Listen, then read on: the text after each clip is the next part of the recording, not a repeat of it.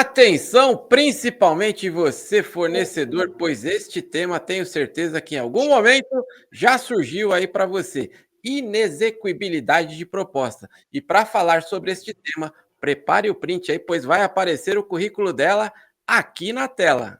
Seja muito bem-vinda pela primeira vez aqui no Boletim Diário, a professora Jussiara Oliveira.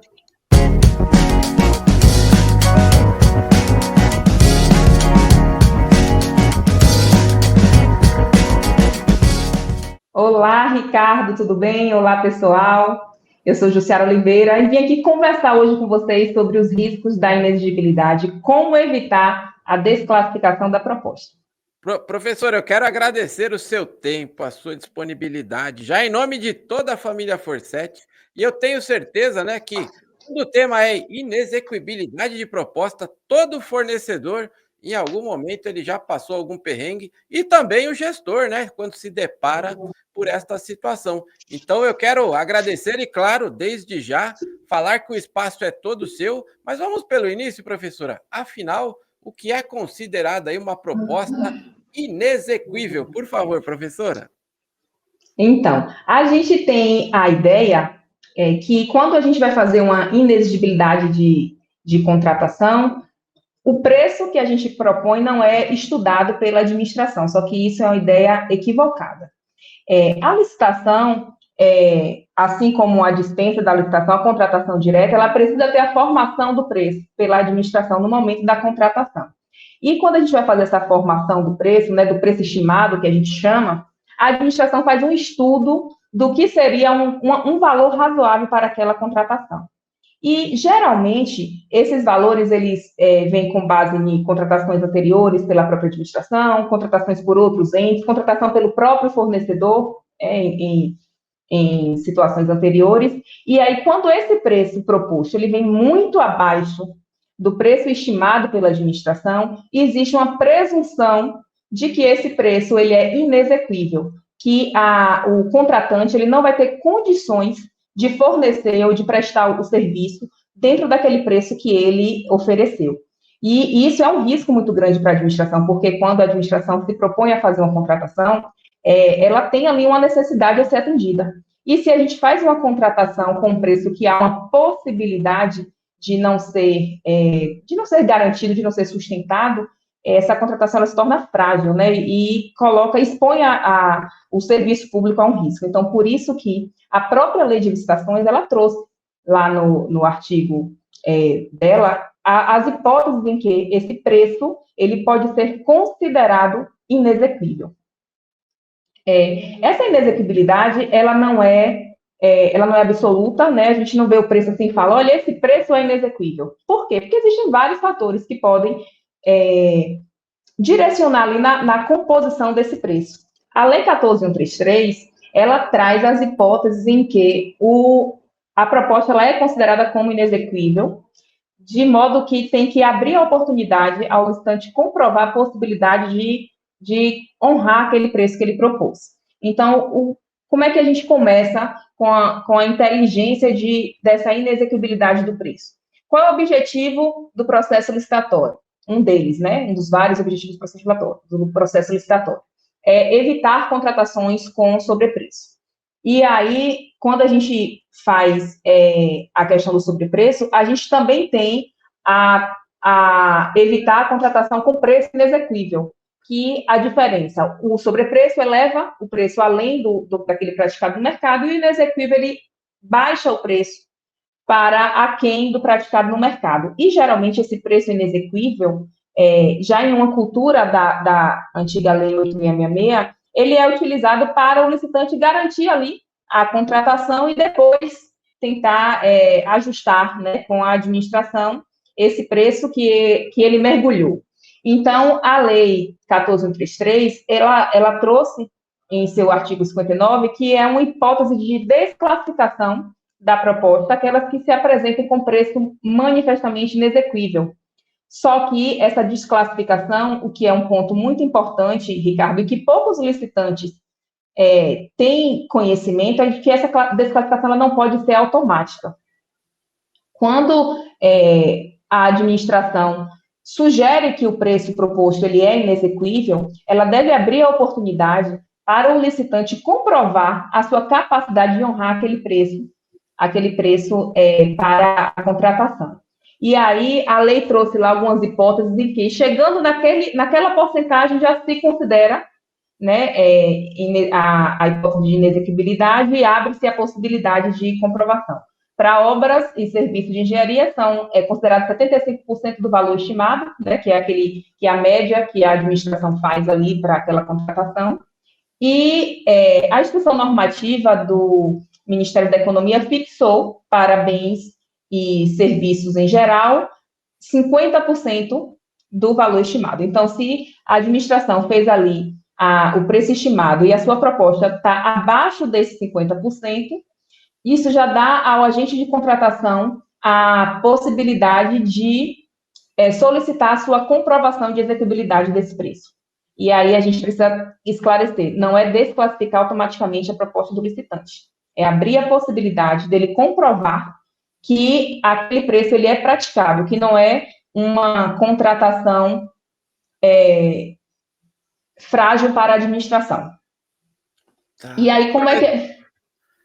Professor, eu quero só aproveitar aqui rapidinho, porque a gente está tocando num assunto que eu tenho certeza que para o fornecedor, geralmente, principalmente em portais onde o chat é aberto, né?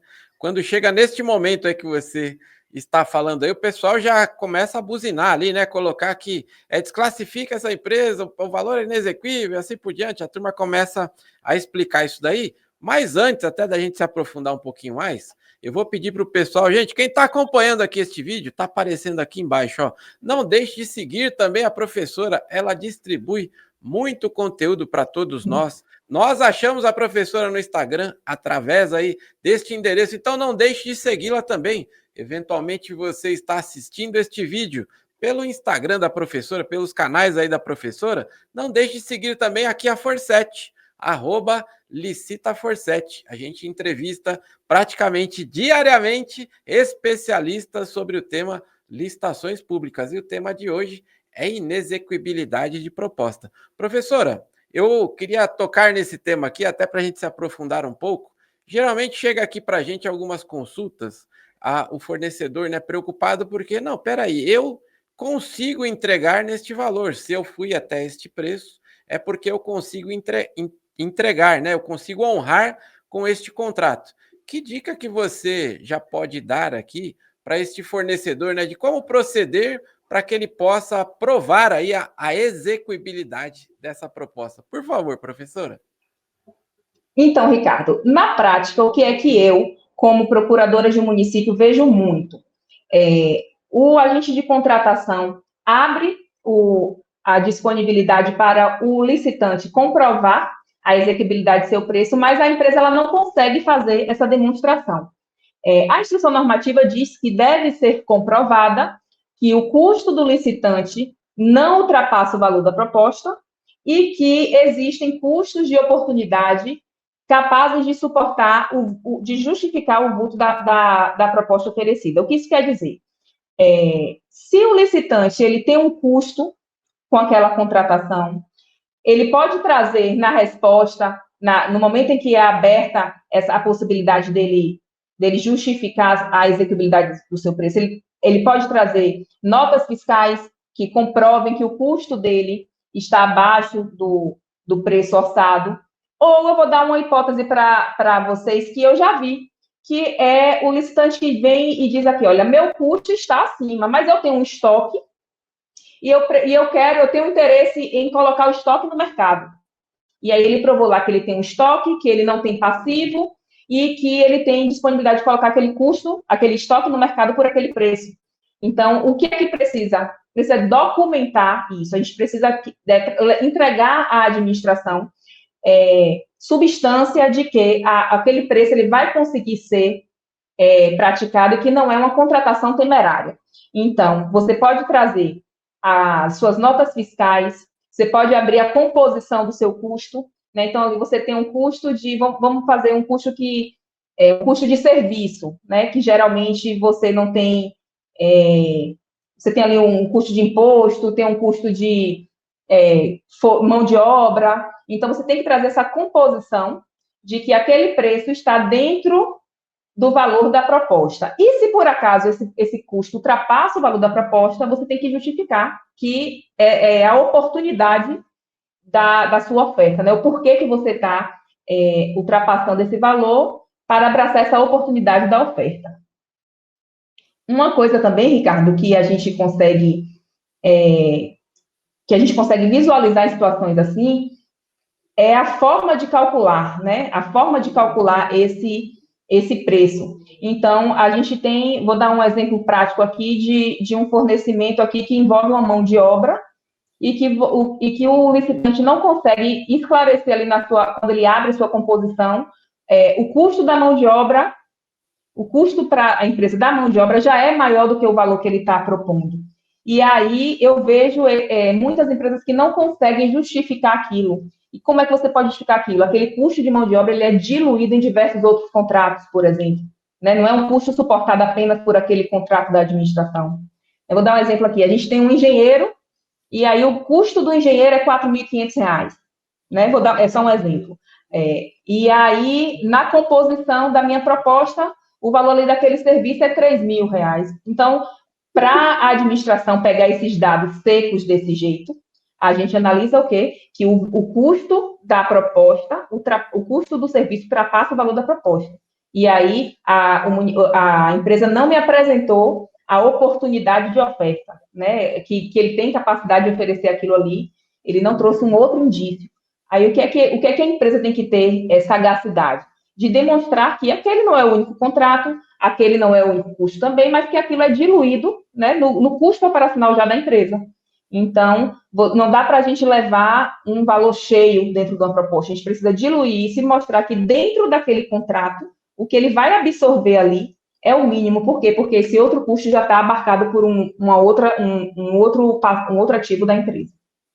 Professor, eu ouso dizer aí que essa dica que você trouxe aí é a nossa dica de ouro aí para você, fornecedor, que está acompanhando aqui essa entrevista. Isso que a professora está falando aqui, ó, é importantíssimo, imprescindível para você aí nas próximas participações, né? E eu vejo que isso realmente, professora, tem sido dúvida de vários e vários fornecedores, ainda mais agora, né, com as margens cada vez mais apertadas aí, o pessoal acaba se degladiando bastante, né? Então, sempre surge essa dúvida aí da execuibilidade. E, professora, sabe o que está acontecendo aqui também? Tem crescido cada vez mais a audiência do gestor público aqui no nosso canal. Então, eu vou pedir que, se possível também, você deixe uma dica. Tem muita gente que está chegando nesse mundo das licitações agora, né? Ele entrou nesse primeiro mandato aqui, ele está aparecendo, né, o tema licitações públicas para ele somente agora. Então, que dica que você deixa aí para o gestor público ao identificar que, eventualmente, ele considere ali aquele preço inexequível? Por favor, professora. Então, Ricardo, o primeiro ponto que o setor de licitação, né, como geral, ele deve ter em mente, que foi dito lá no início, é que essa desclassificação dessa proposta, ela não pode ser automática. Por quê? Porque isso vai invalidar todo o processo. Né? Então, a gente precisa, primeiro, identificar e oportunizar ao licitante comprovar a execuibilidade dessa proposta. Porque se a gente vai e automaticamente desclassifica, eu posso trazer uma consequência para todo o processo, ter que retornar a fase do processo, perder o time ali da necessidade. Então, a gente precisa seguir a formalidade da intimação do licitante para comprovação, abertura de prazo. Isso precisa ter uma razoabilidade também, né? Porque se a gente vai abrir ali uma possibilidade para o licitante abrir uma composição de preço dele, eu não posso fazer isso em 1 hora dentro ali do fluxo do processo eletrônico, né? Eu preciso ter um tempo para o licitante abrir os custos dele, construir uma planilha. Então, é muito importante que a gestão entenda que essa informação que precisa ser construída com veracidade, de forma séria, e isso exige que o licitante se dedique a essa construção. Então, eu oriento sempre aos setores em que eu presto assessoria que essa abertura de tempo, ela precisa ser razoável, né, para que venha uma construção real também, porque senão o licitante vai ali correndo, responde uma coisa correndo, a resposta não vai vir satisfatória também, e às vezes a própria administração perde a oportunidade de contratar com um preço vantajoso por essa falta de cuidado e critério, né, no momento da análise de fato do preço.